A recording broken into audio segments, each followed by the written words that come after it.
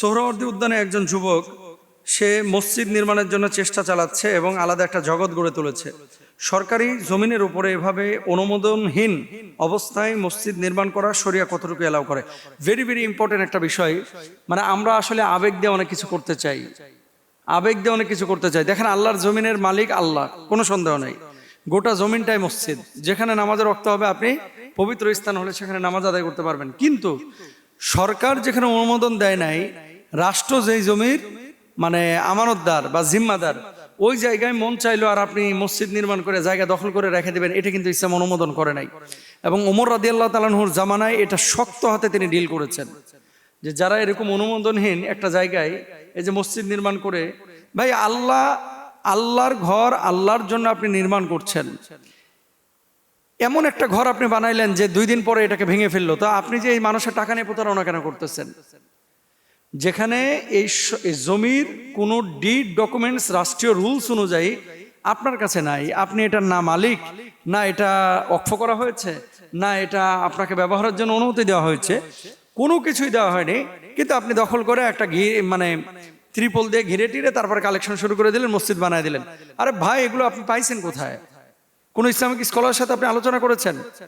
ভুল বুঝবেন না। আপনি নামাজের ওয়াক্ত হয়েছে, রমনা পার্কে বলেন, সোহরাওয়ার্দী উদ্যান বলেন, ঢাকা বিশ্ববিদ্যালয়ের যে কোনো জায়গায় আপনি নামাজ আদায় করতে পারেন, এটা অনুমোদন শরিয়া আপনাকে দিয়েছে।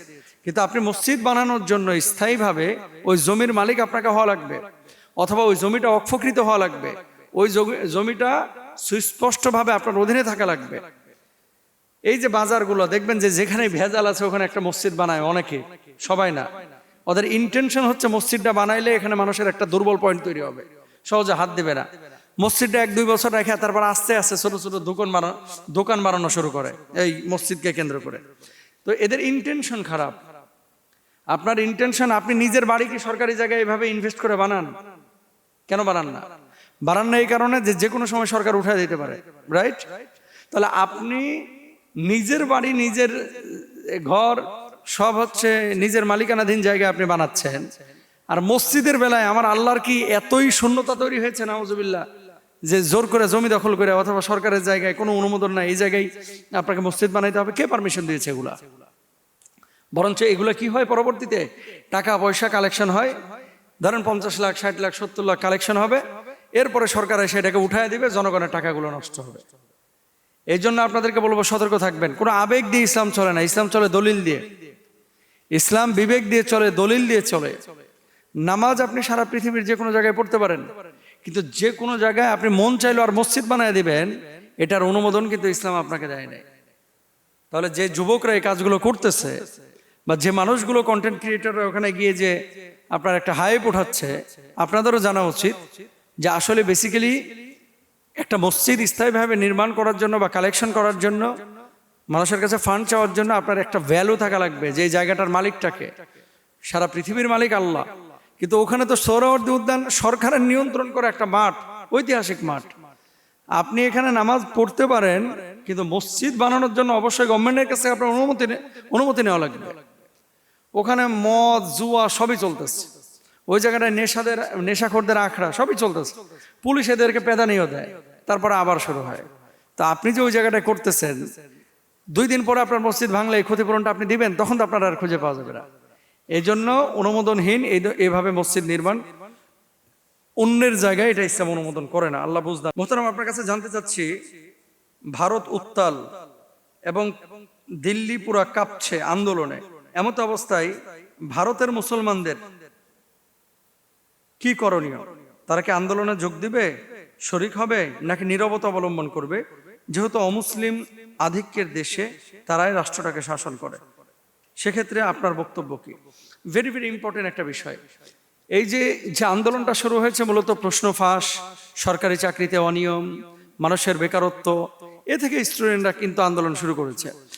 কিন্তু এখন মুসলমান হিসেবে আপনার করণীয় কি? আমরা যখন কোনো কথা বলি, অনেকে বলে যে মুসলমানদেরকে আমরা মিসগাইড করছি। না, আপনার হকের জন্য, আপনার অধিকারের জন্য আপনি যে কোনো রাষ্ট্রেই কিন্তু আন্দোলন করতে পারেন, মিছিল করতে পারেন, মিটিং করতে পারেন, এটা আপনার গণতান্ত্রিক অধিকার ওই রাষ্ট্রের। এখন এখানে যে ইস্যুটা তৈরি হয়েছে, বর্তমান সরকার যারা ভারতের রাষ্ট্র পরিচালনা করছে, আপনারা দেখছেন পশ্চিমবাংলায় কি করছে। মানে স্পষ্টভাবে শত শত বছরের সাক্ষী হয়ে দাঁড়ায় থাকা মসজিদগুলোকে তারা ভেঙে ফেলছে। মুসলমানদের অধিকার নিয়ে তারা একেবারে কঠিনভাবে আপনার মুসলমান এবং অমুসলিমদেরকে মুখোমুখি দাঁড় করিয়ে দিচ্ছে। তা মুসলমানদের অধিকারের ব্যাপারে তারা সচেতন না। যেখানে বাংলাদেশে আমরা আমাদের অমুসলিম ভাইদেরকে বোনদেরকে এত স্বচ্ছতার সাথে হৃদ্যতার সাথে তাদের সাথে আমরা মিলেমিশে বসবাস করছি, কিন্তু ভারতে প্রায় কিন্তু এই ঘটনাগুলো ঘটছে। তাহলে মুসলমানদের অধিকার রক্ষার জন্য মুসলমানের যেখানে আন্দোলন করার দরকার, অবশ্যই মুসলমান সেখানে কথা বলবে। আর যেখানে মুসলমানদের অধিকার নেই, রাষ্ট্রীয় অধিকারের সাথে সংশ্লিষ্ট মুসলমানদের অধিকারের কোনো সম্পৃক্ততা নেই, সেই জায়গাটায় মুসলমানরা নীরব থাকবে। এখন আপনার আমার করণীয় কি?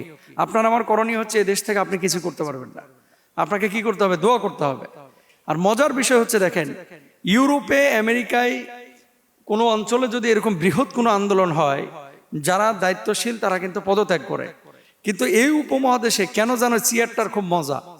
একবার যদি নিতম্বের সাথে চেয়ার লেগে যায়, এই চেয়ার কিন্তু আর সরতে চায় না, ছাড়তেও চায় না। এটা কিন্তু বড় একটা সমস্যা, বড় একটা সমস্যা।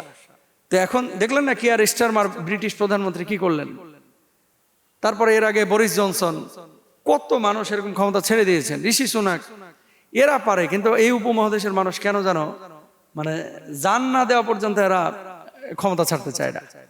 তো এখন আমরা শুধু মুসলিম বলে না, হিন্দু, খ্রিস্টান, অন্যান্য ধর্মাবলম্বী তারা যেখানেই অধিকারের জন্য কথা বলে, আমরা অধিকারের পক্ষে, বিশৃঙ্খলার বিপক্ষে।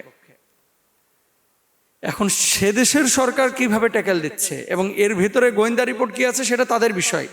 মুসলমানদেরকে বলবো যে কারো পাতানো ফাঁদে আপনারা পা দিয়েন না।